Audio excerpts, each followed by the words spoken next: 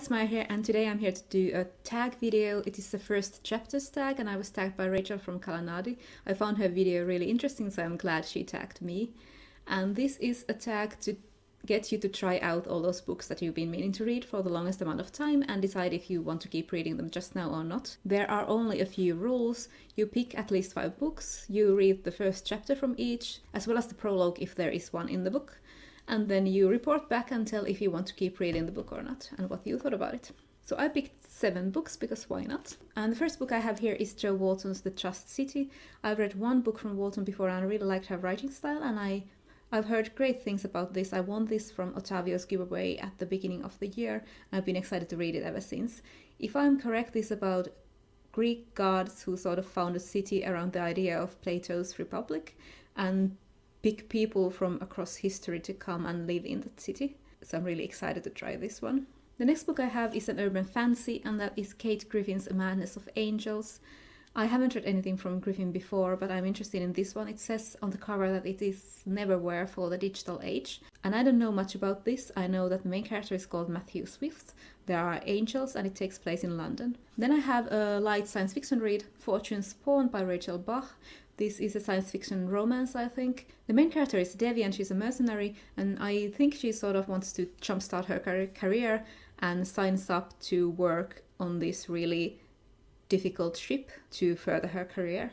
Then I have a classic, which is Brideshead Revisited by Evelyn Waugh, and this is a story about a student at Oxford who gets infatuated with another student, and he's invited to stay at the other student's family home called Brideshead. And that's all I know about this one. And I also know that there's a movie adaptation or TV adaptation with Jeremy Irons in it, and that's all I know. Then I have a very popular book that has been sitting on my shelf for ages, I think ever since the second book came out, and that is The Raven Boys by Maggie Stiefvater. The main character is called Blue, and I think she can see ghosts or talk to ghosts or something along those lines. And there's also a group of boys called the Raven Boys who are in the local private school, I think. Finally, I have 2 library books. The first is The Darkest Part of the Forest by Holly Black, and this is part of her sort of loose fairy series. I really like Tithe and Valiant, and then there's one other that I read that I can't remember the name. It was Ironside or something like that.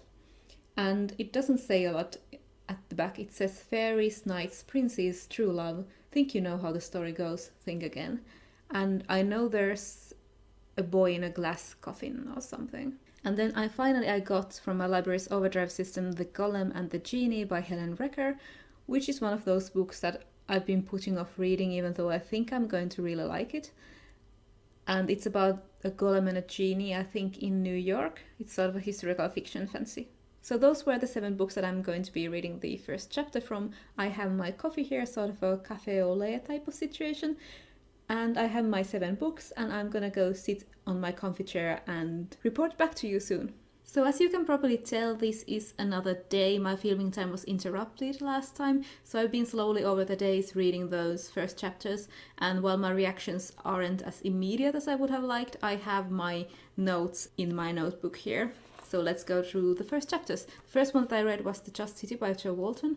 The first chapter pretty much set the stage of what the story will be about. It starts with Apollo being a dick like Greek gods usually are, and he's wondering why Daphne didn't want to have sex with him but would have rather turned into a tree, and he asks a couple of Greek goddesses about this fact, and Athena tells him about free will and volition, and Apollo's really interested in these things, and he thinks that he should spend some time as a mortal or as a human, and Athena suggests that he should do this in her new project. A couple of people throughout history that she was sort of paying attention to, I guess, thought about trying out Plato's Republic, and she decided to help them and set up this city in Atlantis so it wouldn't mess up history, because there would be no evidence after what happens to Atlantis. I really felt like continuing to read this since it was so easy to read, but I think that I will have to refresh my memory since my school days are long past me, and read some sort of synopsis or something of Plato's Republic and what he was going for with it,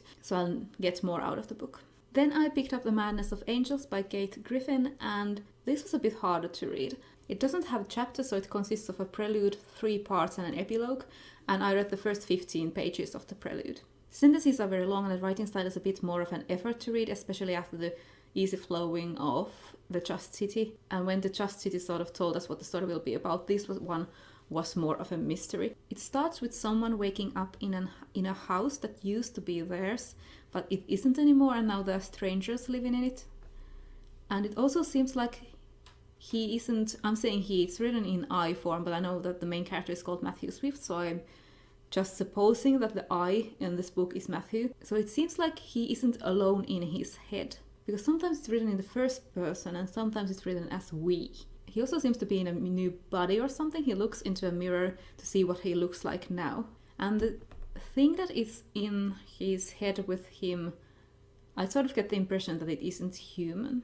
So something bad has happened to him and he wants to run away, and he ends up spending his night under a railway bridge after he writes some sort of protection symbol on the wall. I think I won't be continuing this right now.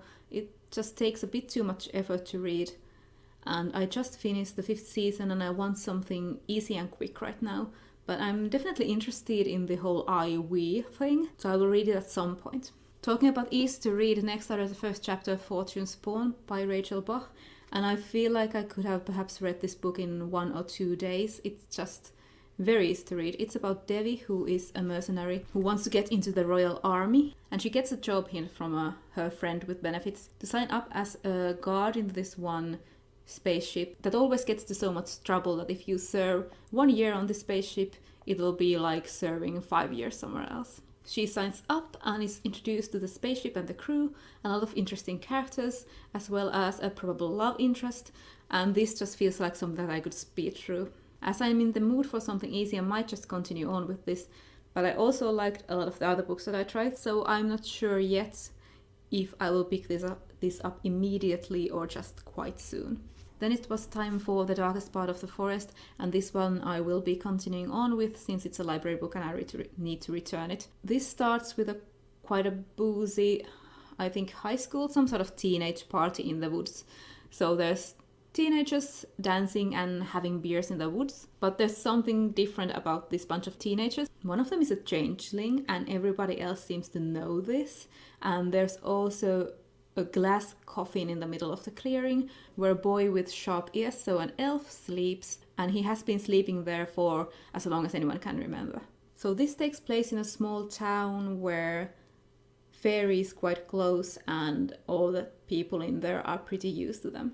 So it sounds interesting. I still don't know what the main plot will be about, but perhaps something to do with the boy in the coffin. And I read the first chapter of The Golem and the Genie, and this was great stuff. I'm really interested in what will happen. So it's 1889 and a man has a golem made for him, a golem made to look like a human woman, and he takes the golem with him in a crate on a ship to New York, and he wakes it up on the ship and promptly dies of appendicitis and leaves the golem basically to face the world alone. So it's a newborn golem in New York so far.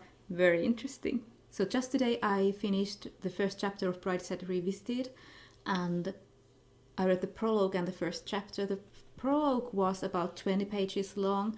It was about the main character Charles later on in his life during the Second World War, and at the end of the prologue he starts to think back on his years at Oxford when he knew this guy called Sebastian Flight of Brideshead. And the prologue felt a bit too long. It was filled with soldier characters who I think we don't even have to know. I think they won't play a part in the novel, so I really would have liked the prologue to be shorter. But when the first chapter started, it was a lot more like what I had hoped to get from this book. So it was teen Charles in Oxford with his mate Sebastian, acting like aristocratic teenagers. So since I ended up on page 44, I feel a bit committed to reading this, but I want to read one of the easier reads, so what am I gonna do? Keep reading this at the same time as some of the easier stuff? Or just lay it down for a while? I can't decide yet. And finally today I read the prologue and the first chapter of The Raven Boys, and this is some of the catchiest first sentences ever, both the prologue and the first chapter. The prologue starts, Blue Sergeant had forgotten how many times she'd been told that she would kill her true love. And then chapter 1 begins, It was freezing in the churchyard, even before the dead arrived. So how catchy is that? The prologue was also written in a nice way, it felt like it should be read aloud, and that is exactly what I did. So the main character Blue is a non-seer in a family of seers. All she does is make other people's powers stronger. And she has been told ever since she was a kid that she would kill her one true love, like the first sentence said. In the first chapter, she is at the graveyard with her aunt, because on this specific night every year, CS can see the spirits of people who are going to die during the next 12 months. But for the first time, Blue also sees one dead person who is called Gansey. Gansey has a raven emblem on his jumper, and this is the emblem of a nearby private school, the students of which are called Raven Boys. And her aunt tells her that non-seers can only see the spirits of the dead if they are their one true love or if they killed them. So okay, wow, super catchy. So those were all of the first chapters that I read, and this was a bigger challenge than I thought. It took a lot more time than I thought. Usually when I can't decide what to read next, I pick up a book and I read a few paragraphs from the first page. And the one that I want to keep reading on, I'll keep reading on. But when I read the first chapters, I feel like I am more committed to the book. So I feel like I should continue reading them. But of course I can't continue reading all of these books at the same time. So what will I start reading? So for now I'm going to continue reading the 2 library books, The Darkest Part of the Forest and The Golem and the Genie. After those I'll also continue reading either The Raven Boys or Fortune Spawn, because both of them felt like quick and easy reads. And I'm still not quite sure what I'm going to do with Brideshead Revisited, and I'm going to have to push Just City until after I refreshed my memory on Plato. And The Madness of Angels I'm just going to skip for now. So I'm not going to tag anyone specific, I'm going to tag you if you're having trouble deciding what to read next. So that was all from me for now. I'm losing the light and I'm gonna go and keep reading these books, and I'll see you all later.